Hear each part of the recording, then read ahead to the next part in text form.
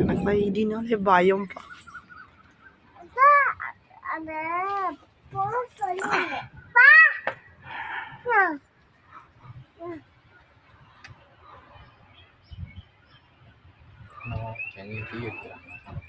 இல்லம்மா அது அப்படி போதுமா மேகமே.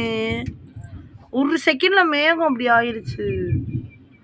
எப்படிங்க போவாமே தீ இப்படி வரும் கரெக்டா. வரேன் சரி. இங்கிட்டு வாங்க ஜானா.